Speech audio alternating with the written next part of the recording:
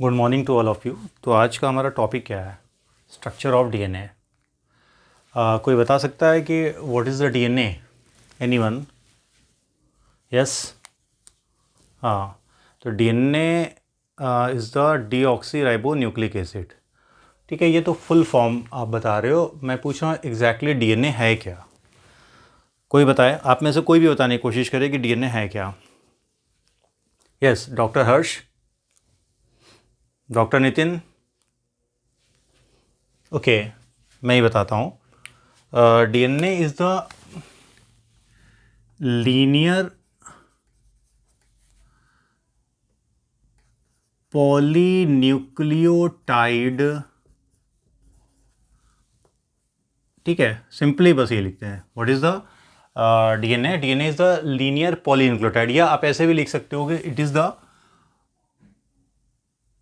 Polymer of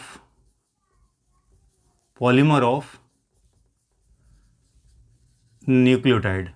देखिए, DNA is the one of the most amazing molecule. अगर living world में आप macro molecules को जब पढ़ते हैं, जो लार्ज मॉलिक्यूल्स हैं, तो उसमें सबसे ज़्यादा अमेजिंग मॉलिक्यूल अगर कोई है वो डीएनए है। वैसा मैं क्यों कह रहा हूँ, इसके पीछे बहुत सारे रीज़न हैं जो आगे आप लोगों को पढ़ने के लिए मिलेगा। तो एक मेन रीज़न मैं बता देता हूँ, क्योंकि इसी को हम लोग जेनेटिक मटेरियल कहते हैं। ये जेनेटिक इन्फॉर्मेशन को कैरी करता है और एक जनरेशन से दूसरी जनरेशन में ट्रांसफ़र करता है इन द कोडेड फॉर्म। और जो कोड हैं, उन्हीं कोड को जब डिकोड किया जाता है तो प्रोटीन्स बनते हैं, जो एक पूरी मशीनरी जहाँ पे इन्वॉल्व होती है। तो फर्स्ट ऑफ इम्पॉर्टेंट पॉइंट क्या हुआ, what is the DNA. DNA का पूरा नाम तो डीऑक्सी राइबो न्यूक्लिक एसिड है। एक और न्यूक्लिक एसिड पाया जाता है जिसे हम लोग जानते हैं राइबो न्यूक्लिक एसिड, यानी कि आरएनए। लेकिन अगर आप डिफाइन करें तो simple definition, it is the polymer of nucleotides. जो न्यूक्लियोटाइड्स हैं उन्हीं का पॉलीमर है, उसी को हम लोग क्या बोलते हैं? DNA, linear polymer of nucleotide आप बोल सकते हैं, राइट। नाउ अब डीएनए के बारे में थोड़ा सा और बात करते हैं कि डीएनए की डिस्कवरी कब हुई। इसकी डिस्कवरी होती है 1869 में। ठीक है, कब होती है? 1869 में। ये हल्का चल रहा है, इसको अलग कर देता हूँ। 1869 में। और कौन इसे डिस्कवर करता है? इसको डिस्कवर करते हैं एक बड़े महान वैज्ञानिक हमारे, फ्राइड्रिश मिशर ने। MESCHER, आई थिंक, मेरे ख्याल से स्पेलिंग जहाँ तक मैं जहाँ रिकॉल कर रहा हूँ सही है। फ्राइड्रिश मिशर इसे डिस्कवर करते हैं पस सेल से। पस सेल यानी डेड WBC के न्यूक्लियस से इसे आइसोलेट करते हैं। और उस समय कुछ टेक्निकल लिमिटेशन है जिसकी वजह से पता नहीं था कि एग्जैक्टली ये क्या है और किस तरह से काम करता है लिविंग सेल में या लिविंग सिस्टम में। ये वही समय है जब मेंडल ने अपना वर्क दिया था।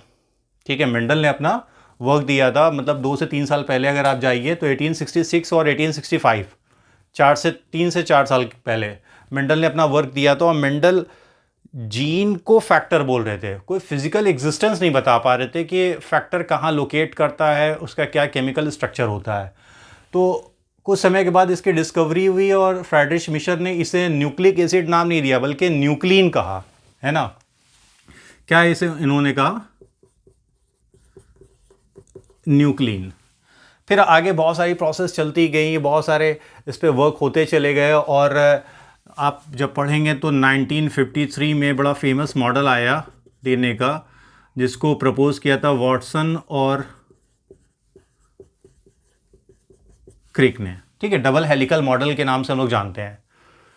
लेकिन इसके पहले ही बहुत सारा वर्क हुआ है कि डीएनए को हम लोग जेनेटिक मटेरियल कहते हैं। मतलब जितनी भी प्रोग्रामिंग है लाइफ की, जो भी फिजियोलॉजिकल प्रोसेस, जो भी मेटाबॉलिक प्रोसेस है, उसकी जो इन्फॉर्मेशन है, जितने भी तरह के प्रोटीन्स या एंजाइम्स बनने हैं, सारी इन्फॉर्मेशन कहाँ पर है? डीएनए में। डीएनए वर्क करता कैसे है? अगर आपसे कोई बोलता है कि DNA carry the genetic information and transfer from one generation to next generation, तो ये ट्रांसफ़र करता है कैसे? कैसे डीएनए अपने आप को एक्सप्रेस करेगा? कोई बता सकता है आप में से? यस। देखिए, एक फंडा जो है जेनेटिक इन्फॉर्मेशन के फ्लो का, वो क्या है? डीएनए से फॉर्मेशन होता है आरएनए का, और देन आरएनए से प्रोटीन्स का। प्रोटीन्स या एंजाइम्स आप कह सकते हैं, लेकिन ध्यान रखना है सारे ही एंजाइम्स प्रोटीन नहीं, कुछ एक्सेप्शन भी हैं।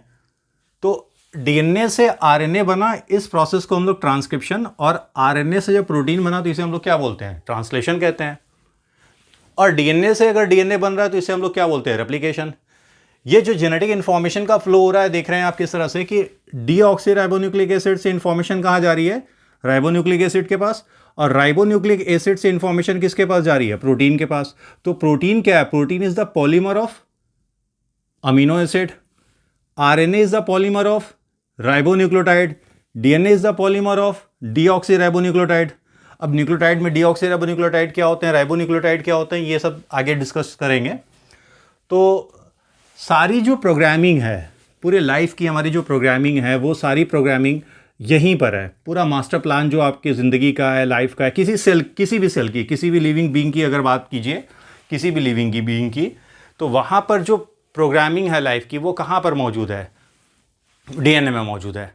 हालांकि कुछ वायरसेस हैं जहाँ पे एक्सेप्शन आपको मिलता है कि वहाँ पे जेनेटिक मटेरियल आरएनए है। जैसे आप एचआईवी वायरस की बात कीजिए, कोरोना वायरस की बात कीजिए, टोबैको मोज़ैक वायरस की बात करते हैं, तो वहाँ पे जेनेटिक मटेरियल क्या मिल जाता है आपको? आरएनए मिल जाता है। और इससे एक कॉन्सेप्ट को हमको बल मिलता है कि जो पहला जेनेटिक मटेरियल था वो आरएनए था, जिससे आरएनए वर्ल्ड हाइपोथेसिस सामने आती है और उसको हम लोग पढ़ते हैं। लेकिन फिलहाल डिस्कशन हमारा भी यहाँ पर फोकस है डीएनए पे।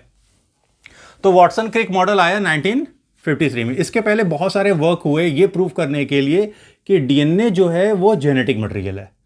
अब ये कौन कौन से एक्सपेरिमेंट हुए, जिसमें सबसे पहला नंबर आता है ग्रिफिथ एक्सपेरिमेंट। ठीक है, ग्रिफिथ ट्रांसफॉर्मिंग प्रिंसिपल के नाम से हम लोग जानते हैं। ये जहाँ तक मुझे ध्यान आ रहा है 1928। फिर उसके बाद बायोकेमिकल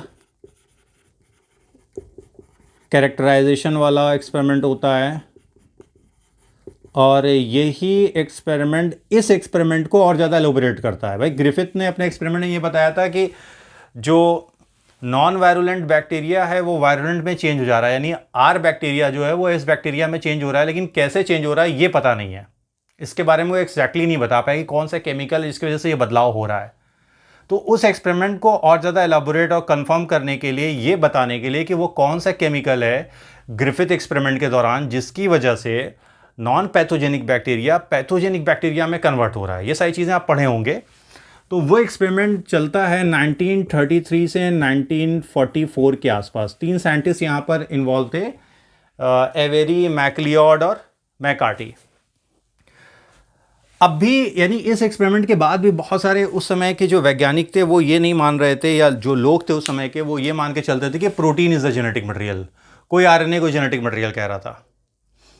तो एक और एक्सपेरिमेंट हुआ, तीसरा एक्सपेरिमेंट। ये तीसरा एक्सपेरिमेंट हम लोग जानते हैं हर्शे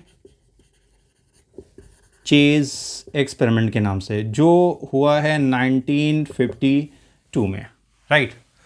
देन इसके बाद मॉडल आया है। तो हर्शे चेज एक्सपेरिमेंट जब हो गया 1952 में, इन्होंने इकोलाई बैक्टीरिया और बैक्टीरियोफेज वायरस पे अपना एक्सपेरिमेंट किया, और इस एक्सपेरिमेंट के बाद ये कंफर्म हुआ कि जेनेटिक मटेरियल कौन है? डीएनए है, राइट। तो फर्स्ट थिंग्स की डिस्कवरी कब हुई, फिर क्या एक्सपेरिमेंट हुए, ये एक्सपेरिमेंट किस लिए हुए? इसलिए हुए कि प्रूव किया जा सके कि डीएनए ही जेनेटिक मटेरियल है in all the eukaryotic cell as well as in all the prokaryotic cell, right. Doctor Nitin, समझ में आ रहा है आपको? और हालांकि एक्सेप्शन भी हम लोग जान रहे हैं, कुछ वायरसेस हैं जहां पे जेनेटिक मटेरियल जो है वो आरएनए है, लेकिन सेलुलर लाइफ में अगर आप देखेंगे जहां पे भी सेल वर्ड यूज होगा वहां पे जेनेटिक मटेरियल क्या मिलेगा? डीएनए। तो यहां तक हम लोगों ने इसकी कुछ हिस्टोरिकल चीज़ें देखी।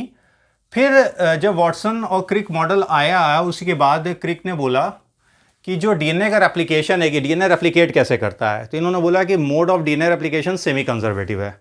अब इन्होंने एक बात बोल दी लेकिन उसको कंफर्म नहीं किया कि सही में सेमी कंजर्वेटिव डीएनए रेप्लिकेशन होता है या नहीं होता है, और इसे प्रूव किया 1958 में दो वैज्ञानिकों ने। इनका नाम है मिज़ेल्सन एंड स्टाल, STAHL। तो इन्होंने प्रूव किया कि जो डीएनए का रेप्लिकेशन है, यानी जो हमारा डीएनए रेप्लिकेट करता है, ये सेमी कंजर्वेटिव मैनर में करता है। अब सेमी कंजर्वेटिव का मतलब है क्या? देखिए, मान लीजिए ये हमारे पास एक कॉपी है डीएनए की। एक कॉपी का मतलब कितने स्ट्रैंड हो गए? 2 स्ट्रैंड हो गए। तो इन्होंने ये बोला कि जब डीएनए रेप्लिकेट करता है तो इन दोनों स्ट्रैंड से 2 और स्ट्रैंड बनते हैं। मान लीजिए ये 5 प्राइम टू 3 प्राइम हम ले लेते हैं, इसको 5 प्राइम टू 3 प्राइम कर देते हैं। तो एक ये हो गया 5 प्राइम टू 3 प्राइम, दूसरा हो गया 3 प्राइम टू 5 प्राइम। अब इसी को देखते हुए यहां पर एक नया स्ट्रैंड तैयार होगा। अब जो नया स्ट्रैंड तैयार होगा वो इसके अपोजिट बनेगा। ये 3 प्राइम है तो ये 5 प्राइम, ये 3 प्राइम हो जाएगा। तो ये वाला तो हो गया ओल्ड स्ट्रैंड और ये वाला हो गया न्यू स्ट्रैंड। सिमिलरली यहां पर भी ऐसा ही हो जाएगा कि एक ओल्ड स्ट्रैंड एक न्यू स्ट्रैंड। तो कहने का मतलब क्या है?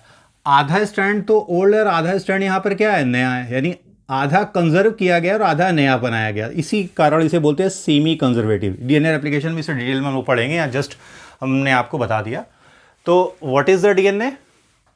फिर से रिपीट कर लेते हैं। डीएनए, देखिए भगा के नहीं पढ़ना है, आराम से पढ़ना है, कोई जल्दी नहीं है। एक ही बार पढ़िए लेकिन ध्यान से पढ़िए, कोई हम लोग ट्रेन नहीं छूटी जा रही है। तो what is the DNA? DNA is the polymer of nucleotide. हजारों, लाखों, करोड़ों, अरबों न्यूक्लियोटाइड्स होते हैं।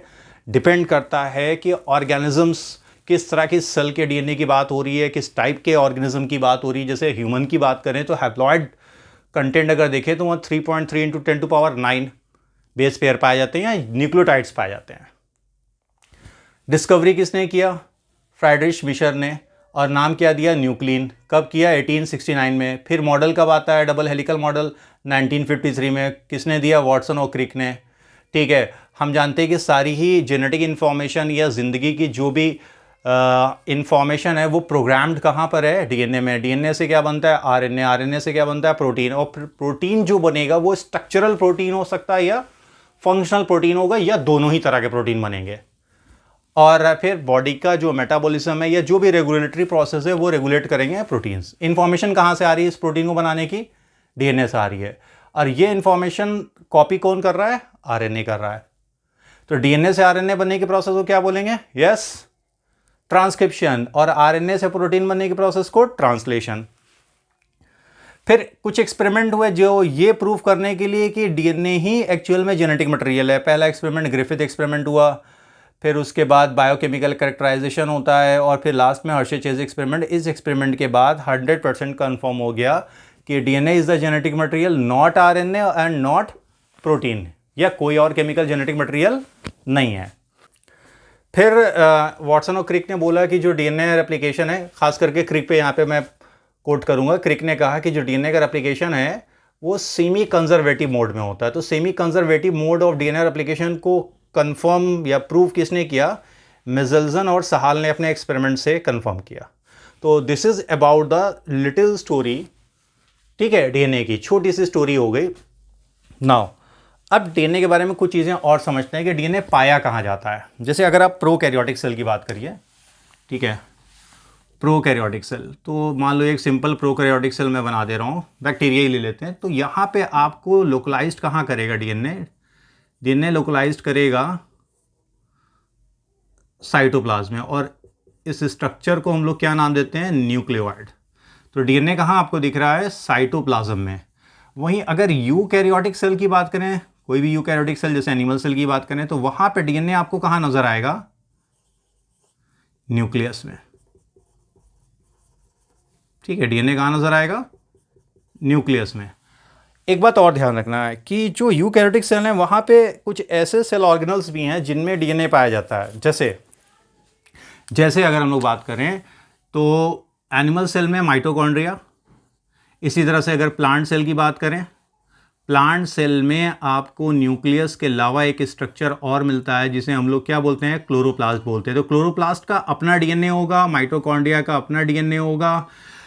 एनिमल सेल में केवल और केवल आपको माइटोकॉन्ड्रिया के अंदर डीएनए मिलेगा, ठीक है, यहाँ पे दोनों में ही मिलेगा। इसके अलावा न्यूक्लियस में भी डीएनए मौजूद होगा। तो these are called the organelle DNA. यानी माइटोकॉन्ड्रिया, क्लोरोप्लास्ट में जो डीएनए पाया जाएगा उसे हम लोग क्या बोलेंगे? Organelle DNA. एक चीज़ रह गई, जैसे बैक्टीरिया वगैरह में अगर आप देखें तो वहाँ पे एक और डीएनए पाया जाता है जो कि सर्कुलर डीएनए होता है, जिसका नाम क्या होता है? प्लाज्मिड। क्या होता है, प्लाज्मिड। तो दिस इज द लोकेशन, है ना, ये किसकी लोकेशन हो गई, डीएनए की लोकेशन हो गई। तो स्ट्रक्चर के बारे में अब हम लोग आते हैं, पढ़ते हैं।